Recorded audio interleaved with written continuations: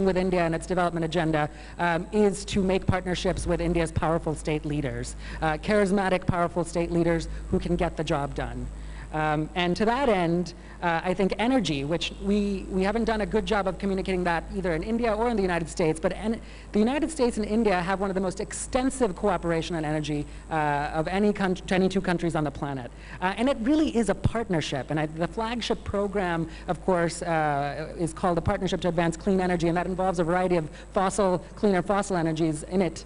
But it's a multi-billion-dollar partnership, and I can speak from experience knowing that there is money coming in from both sides. There's a really unique joint I&PR sharing agreement in the Partnership to Advance Clean Energy Research that's driving innovations, not just in solar energy, but in buildings and energy efficiency and smart technologies, but is also now pushing forward on storage and smart grids, which are really the future, both for the energy system here in India, but also in the energy system in the United States. So I think sustaining partnerships for innovation as the two countries move forward will be critical. And as we've seen, with the confirmation hearings, that I think the signs that the Department of Energy will continue some of these programs are there, and hopefully that will happen. And of course, as we've seen, clean energy technologies provide the opportunity to create jobs on both sides. So hopefully that will be seen as a bonus, both by the Trump administration as well as the Modi administration. So I think energy is going to continue to be a pillar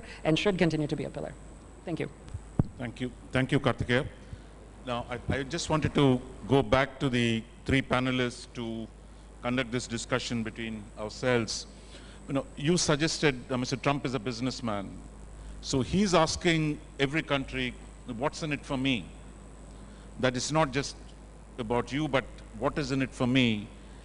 What is it that India can do to make a case that actually both of us can benefit from economic cooperation? Because he's saying it must show clear, unambiguous benefits for American jobs and American workers. While we've been talking about Make in India, he's saying Make in America.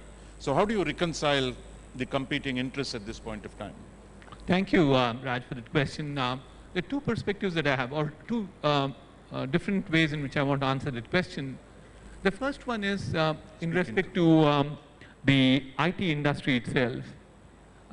In my opening remarks, I mentioned all about how Indian companies have helped American companies in terms of creating more jobs, creating more amount for wealth for themselves and wealth for others. Given that we paid $20 billion of taxes, certainly meant that socially also we have been in a position to do that. But I think the key driver moving forward is not what you have done in the past. What Mr. Trump is asking for is what are you likely to do in the future.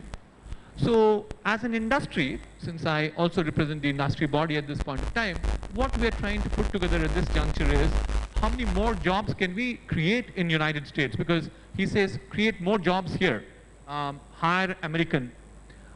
We're also, I think, have business models by which we're saying we could probably hire more Americans too. So I think one thing is clear in the world is that certainly there is certain amount of protectionism that is coming in for various different reasons, including, I think, one argument that goes on which says the benefits have not accrued to many other sections of the society. You stroke those societies which have not reached those benefits, they can always revolt and probably get a new political establishment.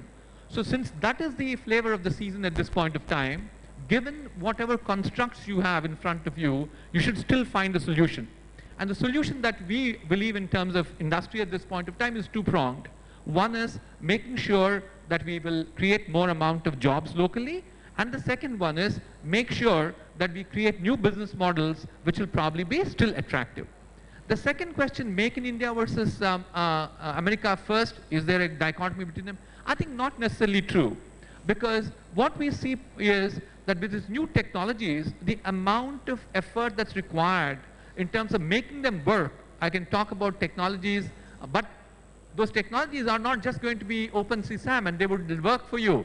If you want to create, say, a learning platform using virtual reality as the base, amount of work that's required for creating the content as well as the programming is enormous. And so therefore, I think some of these cannot be done in US. So therefore, they'll complement each other, Make in India as well as America first. Second thing, I think a point on the relationship with the Pakistan army, that the US is not willing to go too far. Do you see that changing under Mr. Trump, who's talked about more vigorous fight against terrorism? Can India expect more substantive cooperation on terrorism, on the question of Pakistan with the United States? And I'll just give you the microphone.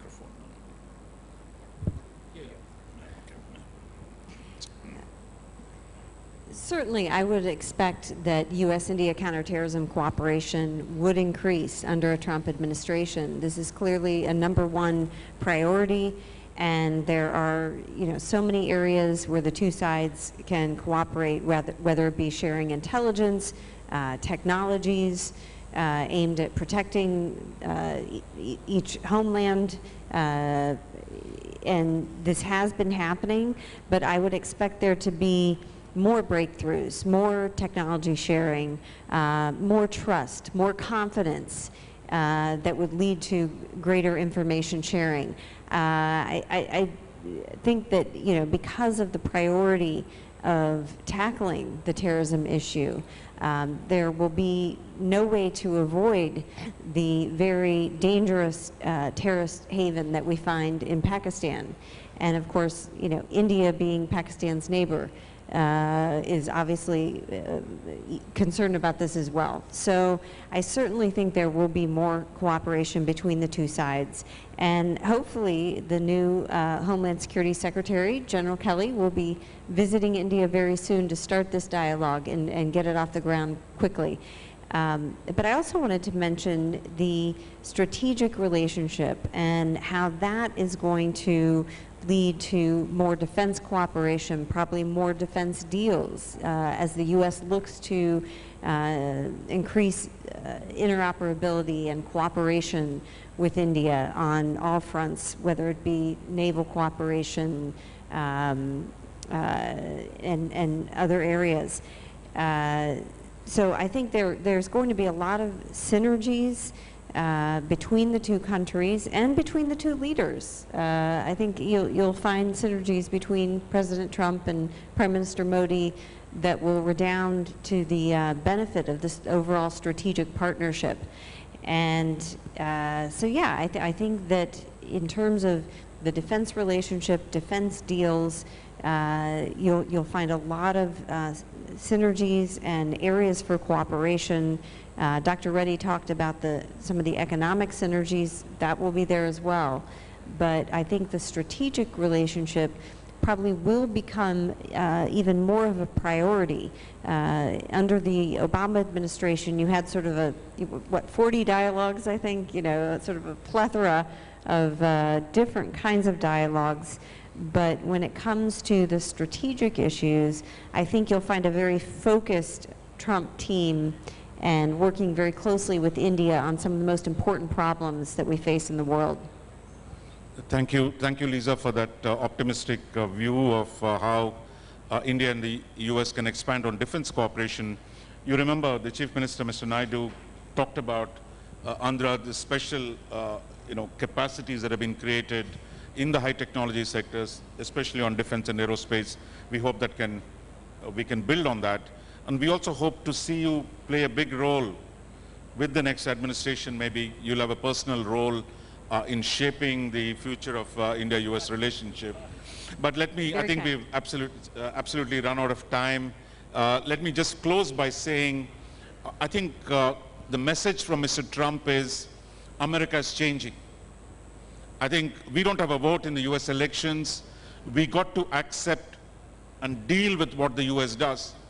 And the US is at a moment of a historic change. I think what India needs is the capacity, the flexibility, and the dynamism to be able to cope with the changes that are emerging in the United States. Some of them will be difficult. I don't think we should fight all the battles on visas. That look, if H-1B has been misused, then I don't think we should be fighting over it, but we must find a different basis for cooperation on the industrial, with the United States. On areas we've already expanded, like on energy, there are huge possibilities. But I think it's really on the overall strategic cooperation, which Lisa talked about, I think there are huge possibilities. My own view is the US